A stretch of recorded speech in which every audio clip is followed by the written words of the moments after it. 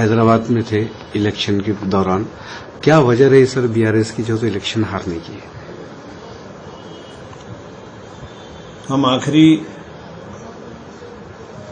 26, 27, 28 3 दिन हैदराबाद में election campaign में और वहाँ के हालात देखने के लिए हम थे वहाँ। और जो हमारे को ग्राउंड पोजीशन लगी, हमारे को केसीआर का लोगों में बहुत क्रेज दिखने को आया। पर्सनल केसीआर साहब को लोग बहुत लाइक करते हैं। एज ए सीएम लोगों की पहली पसंद था। पर क्या होता है, ग्राउंड परिस्थितियां कई बार बाकी दूसरे सहयोगियों की वजह से कुछ न कुछ लोगों में नाराजगी, 10 साल तक मंत्रिमंडल चला, 10 साल तक लोगों की उपेक्षा बहुत बढ़ गई है। हालांकि जो केसीआर साहब ने काम किए, वहाँ की जो मैं ग्रामीण क्षेत्रों में उनके गांव में भी गया और आखिरी सभा हम केसीआर साहब के साथ में स्टेज साझी किया। और वहाँ जो पानी का जो उन्होंने जो प्रबंधन किया है वो एक लाजवाब और एक अजूबे की तरह है। हमने देखा जो चावल की खेती पानी में लगती है और पानी में ही पकती है, साल में 2 बार चावल की खेती वहाँ हो रही है और पानी बहुत भरपूर है, 24 घंटे लाइट है। और किसान के लिए खास करके लाइट और पानी पूरा फ्री में है और जितना पानी उसको लगता है, उसकी खेती को लगता है, उसके लिए भरपूर जितना इस्तेमाल कर सकता है वो कर सकता है।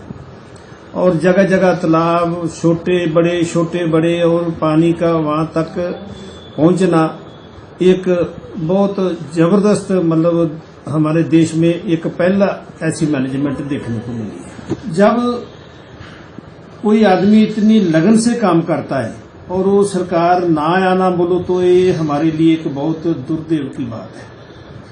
हमारी जो पब्लिक है इमोशनल होके कई भावनाओं में बह जाती है और उसका नुकसान उसको फिर लंबे समय तक उठाना पड़ता है।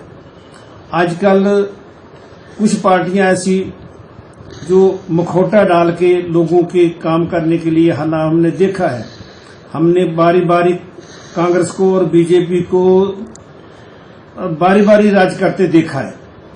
पिछले 75-76 साल से हमने कांग्रेस को इनको देखा है और एक किसान कभी किसी पार्टी के एजेंडे पे नहीं रहा और आज भी किसी पार्टी के एजेंडे पे किसान नहीं है।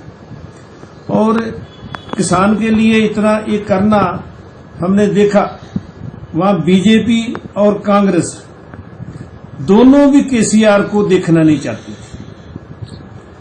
और ये जो शुबह हुआ, इन्होंने एक इनका दोनों का कोऑर्डिनेशन था। जहां कांग्रेस तगड़ी है वहां बीजेपी ने स्पेस दिया कांग्रेस के लिए जीतने के लिए, और जहां बीजेपी की सीट निकलती है वहां कांग्रेस ने स्पेस दिया। एक अनोखा विरोधियों का एक अनोखा तालमेल केसीआर साहब को वहां से सत्ता से दूर करने के लिए एक सामने आया। ठीक है, लोगों का फैसला है, लोगों का फैसला मंजूर करना पड़ेगा, कुछ भी रहो। और ये तो काफिला चालू रहेगा। एक जो देश में जो नवी क्रांति का केसीआर साहब ने ये जो अपने हाथ में बीड़ा उठाया है, ये रुकने वाला नहीं है। ठीक है, जीत हार तो जिंदगी में चलती रहती है, लोकतंत्र है, जीतेंगे भी हारेंगे भी। और एक लगन से काम करने की, अभी जोर से पहले से एक काम करने की जरूरत है। और ये जो उनकी ये जो क्रांति है किसान के लिए, किसान की क्रांति, साथ में काम करने के लिए तैयार है।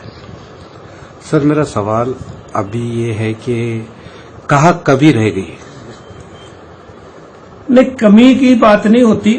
कमियां तो जब काम करता है आदमी, गलतियां भी होती है और काम की पॉजिटिविटी देखनी जरूरी है।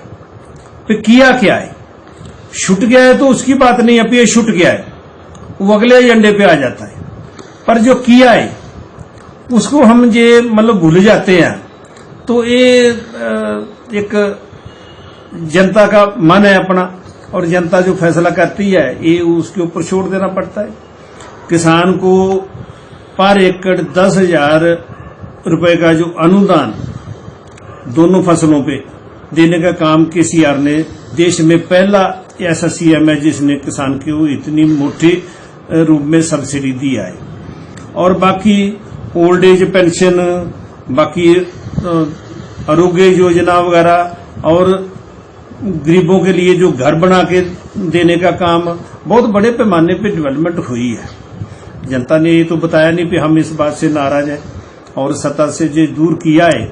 और हम सोचते हैं कि जो पार्टी आई है ये योजना और इस जो जिस ढंग से केसीआर साहब ने काम किया उसको चालू रखना चाहिए।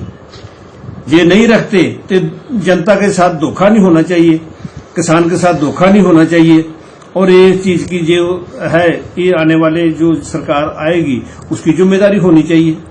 और उनको ये चीज याद रखना कि हमने एक ऐसी गवर्नमेंट को बाजू किया है और उनके ऊपर कितनी जिम्मेदारी है, उनको ये जिम्मेदारी संभालनी चाहिए। सिर्फ सत्ता संभाल लेने से काम नहीं चलेगा।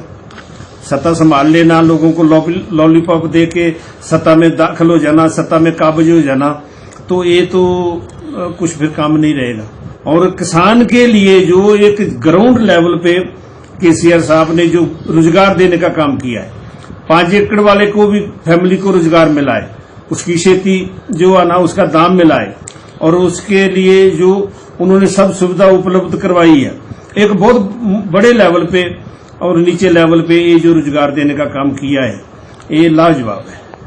अभी पार्टी महाराष्ट्र में पूरे ताकत से लड़ाई लड़ने के लिए तैयारी कर रही है और हम सब मिलके महाराष्ट्र में सत्ता लाने के लिए दिन रात एक करके काम करेंगे।